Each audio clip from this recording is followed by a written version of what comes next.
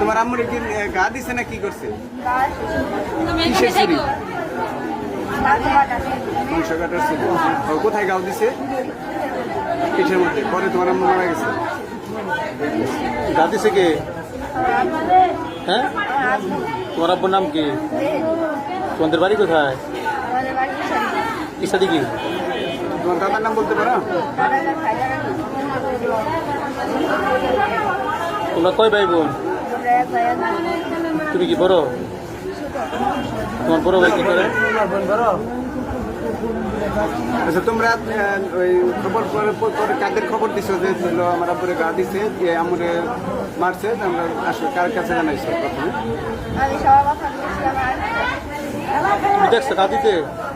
তোমার আব্বু গা দিছে, কি হয়েছিল? ঝগড়া ছিল তোমার আম্মুর সাথে?